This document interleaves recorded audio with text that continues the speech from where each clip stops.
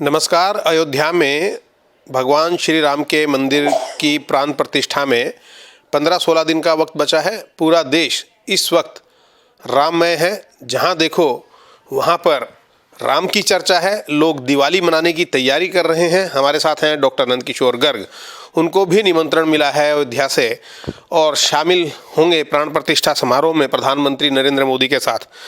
गर्ग साहब, कैसी भावना आपके मन में इस वक्त उमड़ रही है? मैं समझता हूँ कि लगभग 40 साल जिस काम के लिए हम लोग लगे रहे, माननीय अशोक सिंघल जी जब प्रांत प्रचारक थे दिल्ली प्रांत के, जिसमें दिल्ली हरियाणा समेत, उस समय मीनाक्षीपुरम की घटनाओं के बाद से एक हिंदू जागरण हुआ। डॉक्टर करण सिंह जी को उसका अध्यक्ष बनाया था, परंतु करण सिंह जी 84 के चुनाव में फिर कांग्रेस से चुनाव लड़ने चले गए, तो अशोक सिंघल जी को ही इस काम में लगा दिया था और मुझे सौभाग्य मिला उनके साथ काम करते हुए प्रारंभ से ही जी।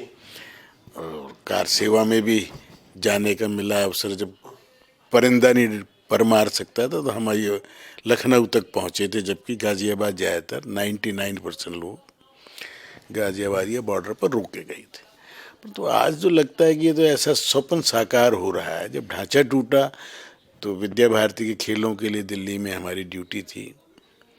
ढांचा टूटने के बाद संघ पर प्रतिबंध लगा, विश्व हिंदू परिषद पर प्रतिबंध लगा, तो मेरे संघ के ज़्यादातर अधिकारियों को रखना सुरक्षित मेरी जिम्मेवारी थी।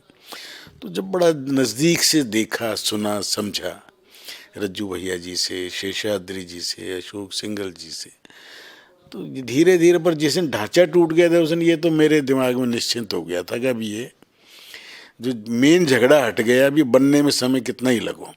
लेकिन इतना भव्य मंदिर और इस तरीके से बनेगा, शायद ऐसी तो कल्पना नहीं की होगी। तो समय की बात है ना, जब भगवान राम के पास असीम शक्तियां हैं, जो वो रात रात में भगवान राम कृष्ण द्वारका बना सकते हैं या शहर बन सकते हैं, तो राम की फुल कृपा है ना। जब राम अब किसी काम को करना चाहेंगे तो जब सेतु बन सकता है, लंका के ऊपर चढ़ाई कर सकते हैं, जीत सकते हैं, तो ये तो कुछ भी काम नहीं।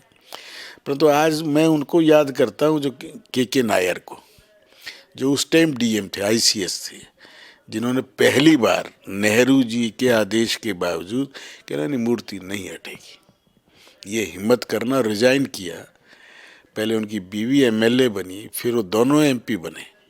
जब जनसंघ को कोई पूछता नहीं था और वो केरलाइट थे, तो उन्होंने 2 सीटों से चुनाव लड़ाई लगातार 62-67।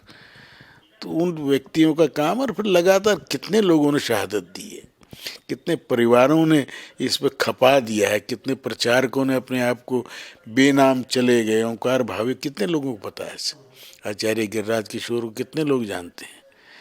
और साध्वी ऋतंबरा तो जीवन था, ये नसीब वाली हैं कि 60वां साल मना रहे हैं, परंतु बहुत काम किए इन्होंने उस समय।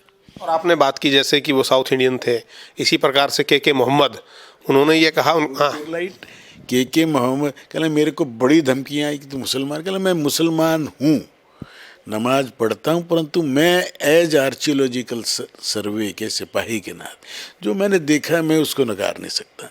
तथ्य मेरे सामने हैं, मूर्तियाँ निकल रही हैं।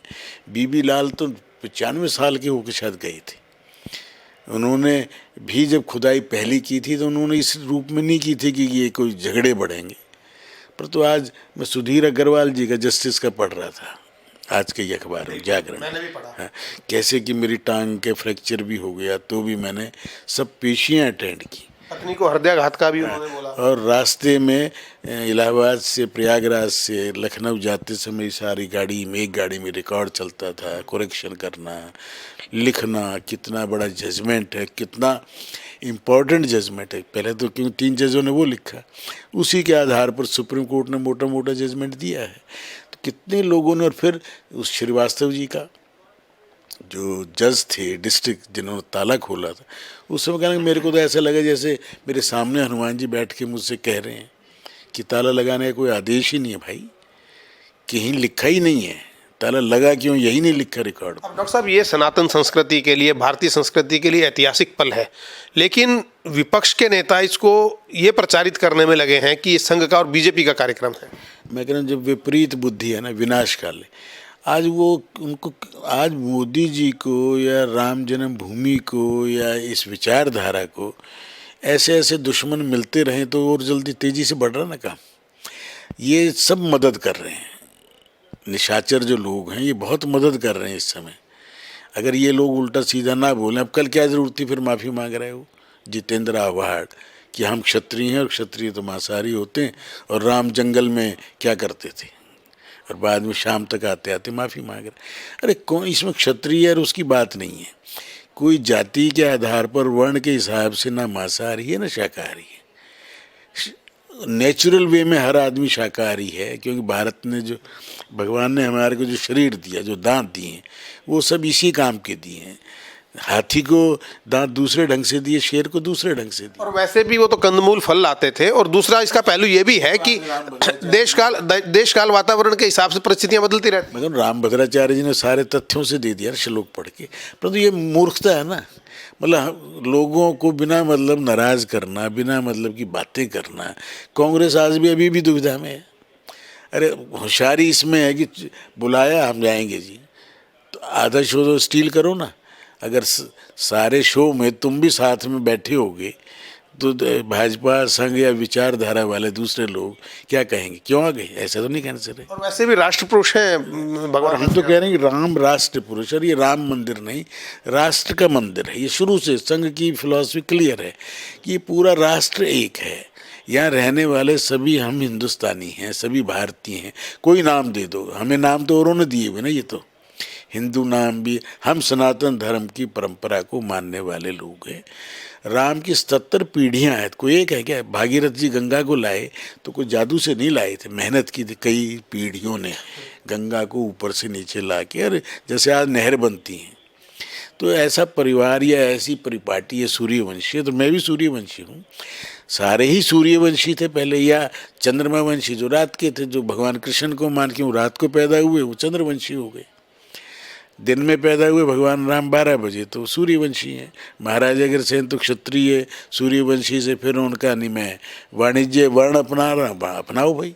स्वतंत्रता थी, आज भी स्वतंत्रता है। ये शूद्र शब्द हमारा नहीं है, हमारा क्षत्रिय है शब्द। ब्राह्मण है जो ब्रह्म का ज्ञान दे, जो पढ़े पढ़ाए शिक्षा दे, वैदिक का काम करे, जो देश की रक्षा करेंगे, लॉ एंड ऑर्डर मेंटेन करेंगे, राज करेंगे, वो क्षत्रिय हैं। वैश्य अधिकांश क्यों, आधे से ज़्यादा, क्योंकि खेती करना, पशुपालन करना, भरण पोषण करना, व्यापार करना, मैन्युफैक्चर करना, डिस्ट्रीब्यूट करना, ये सब वैश्यों। तो आपने पहले ही बताया तो कर्म प्रधान है, लेकिन डीएनए अगर देखा जाए तो पूरे देश का सबका है, वो सब एक है। पूरे विश्व के अंदर मानव मानव है। ब्लड के वही ग्रुप है ना, ABC जो भी ग्रुप आते, इसलिए फालतू की बातें। आज भारत का उदय हो रहा है फिर से। जो अटल जी के टाइम में थोड़ी जल्दबाजी कर गए थे प्रमोद जी, और वो कि इंडिया शाइनिंग कह दिया, आज कह रहे ना हम 47 तक करना है। आज पीयूष गोयल ने आज क्या कहा है कि हमें उम्मीद है कि मार्च तक हम 4 ट्रिलियन की हो जाएंगे। जो पहले उम्मीद थी हमें 26 में जाके, और 26 तक आते आते 5 ट्रिलियन हो जाएंगे। तो मोदी जी क्या कह रहे हैं, तीसरी टर्म में गरीबी, सबको मकान, और ये सारे सपने जो हैं, जो सपने थे वो आज लोग कह रहे हैं हकीकत तो है। मकान मिल रहे हैं, शौचालय मिल रहे हैं, गैस मिल गई है, बिजली मिल गई है, पानी मिल रहा है।